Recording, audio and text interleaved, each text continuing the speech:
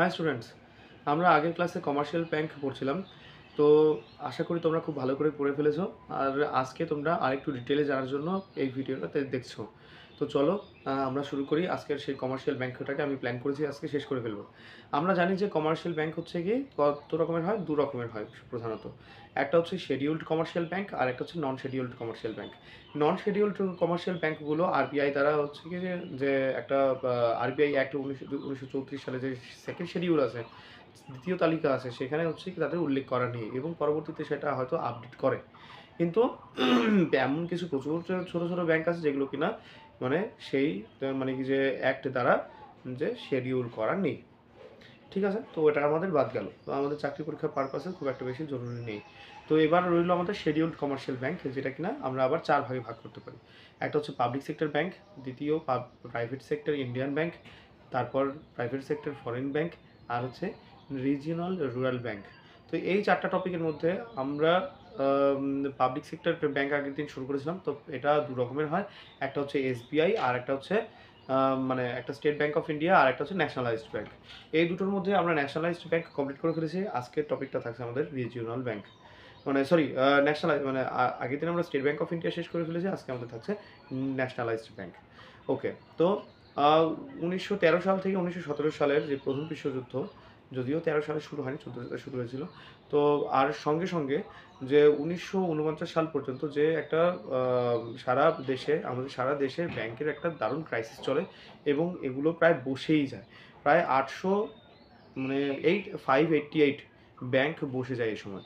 তো এর জন্য দেশে আর্জেন্টভাবে ব্যাংকগুলোকে ন্যাশনালাইজ করার দরকার পড়ে, যে যদি কোনো কারণে মানে কি বসে যায়, তো তখন আর কি সরকার ফান্ডিং দিয়ে এগুলোকে আবার সচল রাখবে, এই প্ল্যান করার জন্য মানে কি মানে কি প্রচুর ব্যাংককে ন্যাশনালাইজ করা যায়, তো করা হয়। উল্লেখযোগ্য হচ্ছে 1969 সালে টোটাল 14টা ব্যাংককে ন্যাশনালাইজ করা হয়। এর পরবর্তীতে 1980 সালে আরও 6টা ব্যাংককে ন্যাশনালাইজ করা হয়। ঠিক আছে, ওকে। এবার আসি আমরা যে আরেকটা একটু একটু আমি ইনফরমেশন দিই যে কেন ন্যাশনালাইজ করা হয়, যাতে কিনা যদি ন্যাশনালাইজের জন্য করা হলো যাতে কিনা টাকার পরিমাণটা বাড়িয়ে দেওয়া যায়, বা হচ্ছে গিয়ে কিছু রেগুলেশন করার মাধ্যমে যদি কোনো স্ক্যামও হয় সেই স্ক্যামটাকে যাতে ধরতে পারে, তার সঙ্গে জন্য স্পেশাল বডি বানানো ইন্টেলিজেন্স বোর্ডের। তারপর সঙ্গে হচ্ছে কি যে ন্যাশনালাইজ করার আরেকটা কারণ হচ্ছে কি বিরাট পরিমাণ একটা এক্সপোজার পেয়ে যাবে সারা দেশে। তো এটাই হচ্ছে কি যে মানে ন্যাশনালাইজ ব্যাংকের হচ্ছে একটা মানে গুরুত্ব ন্যাশনালাইজ করার কারণ। তো এবার আসি আমরা যে কিছু একটু ইনফরমেশন আছে যে 2020 সালে 10টা ব্যাংককে, পাবলিক সেক্টর ব্যাংককে হচ্ছে কি যে অ্যামালগাম মানে একত্রিত করা হয় এবং এবং সেটাকে 4টা পাবলিক সেক্টর ব্যাংকে রূপান্তর করা হয়। কোন কোন 4টা পাবলিক সেক্টর ব্যাংক? একটা হচ্ছে মানে Punjab National Bank, Canara Bank, Union Bank of India আর হচ্ছে ইন্ডিয়ান ব্যাংক। এই 4টা ব্যাংকে কনভার্ট করা হয়। কয়টা ব্যাংক থেকে? সেটা 10টা পাবলিক সেক্টর ব্যাংক থেকে 4টা পাবলিক সেক্টর ব্যাংকে রূপান্তর করা হয়। এবার আসি আমরা যে এই অ্যামালগাম করার কারণ কি, অ্যামালগামেশন যে করলো, একত্রিত যে করলো, এটা কারণ কি? তাতে কিনা ফান্ডিং বাড়ে এবং একে অপরের কাস্টমারকে ধরতে পারে, আর সঙ্গে কিনা যে বেটার সার্ভিস দেওয়া যায় সবাই একত্রিত মিলিতভাবে হয়ে।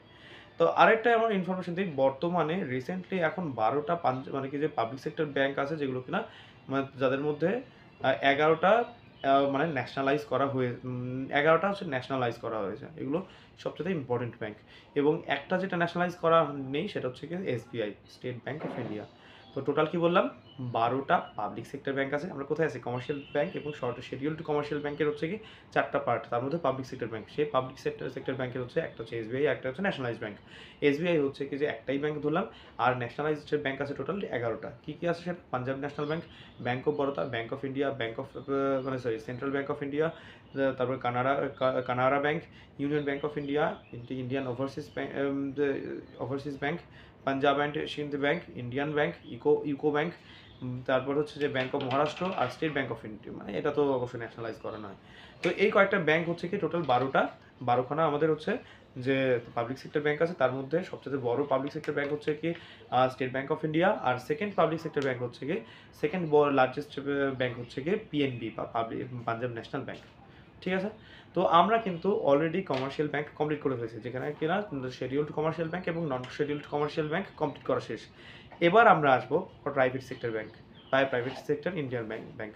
কোথায় আছি আমরা? আমরা আছি ব্যাংকের ক্লাসিফিকেশনে। কোথায়? কমার্শিয়াল ব্যাংক, কোঅপারেটিভ ব্যাংক আর হচ্ছে কি যে আমাদের কি বলে ডেভেলপমেন্ট ব্যাংক। তার মধ্যে আমরা আছি কমার্শিয়াল ব্যাংক। কমার্শিয়াল ব্যাংকের হচ্ছে কি আমরা পুরো পার্ট আমরা কমপ্লিট করতে পারিনি। সেটা কি শিডিউলড কমার্শিয়াল ব্যাংক আর নন শিডিউলড কমার্শিয়াল ব্যাংক। নন শিডিউলড কমার্শিয়াল ব্যাংক শেষ, এবার আসলো শিডিউলড কমার্শিয়াল ব্যাংক। তার হচ্ছে পাবলিক সেক্টর ব্যাংক কমপ্লিট করা হয়ে গেছে, আর বাকি আছে 3টা। কি সেটা? Private sector Indian bank, private sector foreign bank আর হচ্ছে কি সেটা হচ্ছে রিজিওনাল রুরাল ব্যাংক। আচ্ছা, এবার আমরা আসি যে প্রাইভেট সেক্টর ইন্ডিয়ান ব্যাংক। এটাকে আমরা আবার দুটো ভাগে ভাগ করতে পারি। একটা হচ্ছে ওল্ড প্রাইভেট সেক্টর ব্যাংক আর একটা হচ্ছে নিউ প্রাইভেট সেক্টর ব্যাংক। যে 1980 সালে যখন হচ্ছে কি বলে কি বলে যেসব ব্যাংকগুলোকে ন্যাশনালাইজ করা হয়নি, যেগুলো ছোট ছোট ব্যাংক আছে সেগুলোকে ওল্ড প্রাইভেট সেক্টর ব্যাংক বলা হয়।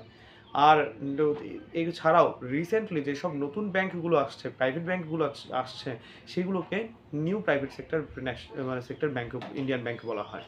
আচ্ছা, তারপর হচ্ছে এবার আমরা আসি new private sector Indian bank কোনটা, সেগুলো কি এক্সিস ব্যাংক হতে পারে, আইসিআইসিআই ব্যাংক হতে পারে, তারপর যেমন এইচডিএফসি ব্যাংক যেরকম আছে, এগুলো হচ্ছে আসলে সব নিউ প্রাইভেট সেক্টর ব্যাংক।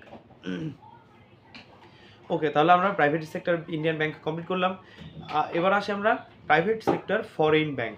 যেগুলো বিদেশি ব্যাংক যেগুলো ইন্ডিয়াতে ব্যবসা করতে আসে, সেগুলোকে বলা হয় মানে প্রাইভেট সেক্টর ফরেন ব্যাংক। কোন কোন ব্যাংক আছে সেটা হচ্ছে যে সিটি ব্যাংক, এইচএসবিসি ব্যাংক, তারপর হচ্ছে যে আমেরিকান এক্সপ্রেস প্রভৃতি।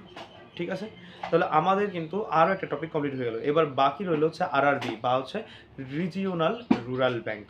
কি এটা 1975 সালে প্রথম হচ্ছে কি যে এই রিজিওনাল রুরাল ব্যাংক হচ্ছে কি ইন্ট্রোডিউস করা হয়। কত সালে? 1975 সালে। আচ্ছা, এবার কি কোন হিসেবে আরআরবি অ্যাক্ট পাস করা হয় 1976 সালের পরবর্তীতে, এবং তার রেগুলেশনস কি হতে পারে সেই নিয়ে হচ্ছে এখানে আলোচনা করা হয়েছিল। তারপর আসি আমরা যে এটা কি কারণটা উদ্দেশ্য এটাই যে গ্রাম্য অঞ্চলে এগ্রিকালচারাল সেক্টরটাকে আপলিফট করার জন্য এই নতুন ধরনের ব্যাংককে ইন্ট্রোডিউস করা হয়। আর এটার জন্য রিকমেন্ডেশন কে দিয়েছিল? সেটা দিয়েছিল এম নরসিংহা ওয়ার্কিং গ্রুপ। ঠিক আছে, কি বললাম তাহলে আমরা আরেকবার রিভিশন করি। 1975 সালে রিজিওনাল রুরাল ব্যাংক প্রথম আনা হয়, মানে আরআরবি আনা হয়। 1976 সালে আরআরবি অ্যাক্ট পাস করা হয় প্রথম, এবং সেখানে যে অর্ডিন্যান্স পাস করে নিয়ে আসা হয়, এবং সঙ্গে যে এরা কী কাজ উদ্দেশ্য নিয়ে আসে, এগ্রিকালচারাল ফ্যাসিলিটি দেওয়ার জন্য, লোন দেওয়ার জন্য, রুরাল সেক্টরগুলোকে লোন দেওয়ার জন্য, ফাইন্যান্সিয়ালি অ্যাসিস্ট করার জন্য, তো সেই উদ্দেশ্যে হচ্ছে এই ব্যাংকগুলো আসে। আর এটা এই আরআরবির যে কনসেপ্টটা প্রথম নিয়ে আসে হচ্ছে মানে কি এম নরসিংহা ওয়ার্কিং গ্রুপ, এরাই হচ্ছে প্রথম রিকমেন্ডেশন দেয়। তো এর পরবর্তীতে আসে যে তো আরআরবির হচ্ছে টোটাল 3টে এন্টিটি আছে, এটুকু মনে রাখতে হবে। আরআরবির 3টে এন্টিটি আছে, কি government, central government, concurrent state government এবং স্পন্সর্ড ব্যাংক। ঠিক আছে, এদের শেয়ার মানে কি যে অনুপাত যদি করি আমরা, তাহলে 50:15:35, মানে central bank to concurrent state bank, state government bank to তারপরে মানে কনসার্নড স্টেট গভর্নমেন্ট এবং স্পন্সর্ড ব্যাংক, এগুলোর শেয়ার হোল্ডার হিসেবে যে রেশিও হচ্ছে 50:15:35। ঠিক আছে, তো সাধারণত বেশিরভাগ রাজ্যগুলোতে একটা করে আরআরবি থাকে, তবে কি কোনো কোনো রাজ্যতে একের অধিকও আরআরবি থাকে। তো যেমন ফর এক্সাম্পল হচ্ছে যে উত্তরপ্রদেশে ভারতের সবচেয়ে বেশি আরআরবি আছে। টোটাল ভারতের আরআরবি আছে 56টা, তার মধ্যে 7টা আছে ইউপিতে, মানে উত্তরপ্রদেশে আছে। ওকে, তো আরআরবিকে যে সুপারভাইজ কে করে সেটা হচ্ছে নাবার্ড। এই নাবার্ডটাকে সেটা আমরা করব পরবর্তীতে ডেভেলপমেন্ট ব্যাংকে যখন আমরা পড়বো। ঠিক আছে, তো এবার আসি আমরা যে তবে এটা খেয়াল রাখার বিষয়, এক একটা স্টেটে একের অধিকও আরআরবি থাকতে পারে। তাহলে আমরা কি বললাম আজকে? আমরা আজকে কমার্শিয়াল ব্যাংকটাকে পুরো কমপ্লিট করে ফেলেছি। কমার্শিয়াল ব্যাংক হচ্ছে কি দু রকমের, একটা শিডিউলড ব্যাংক, একটা non scheduled bank. Scheduled commercial bank হচ্ছে কি যে আসবে আবার 4 রকমের হয়: nationalized bank, private sector Indian bank, private sector foreign bank, তারপরে হচ্ছে রিজিওনাল রুরাল ব্যাংক। এই 4টা কভার করে ফেলেছি, তারপর সঙ্গে নন শিডিউলড ব্যাংকও কমপ্লিট করে ফেলেছে। তো চলো আজকে এই পর্যন্তই থাক। নেক্সট ক্লাসে আমরা কোঅপারেটিভ ব্যাংক এবং ডেভেলপমেন্ট ব্যাংক সম্বন্ধে পড়ার চেষ্টা করব। ঠিক আছে, ভালো করে পড়ো, প্রতিটা লাইন তুলে পড়ো। বাই।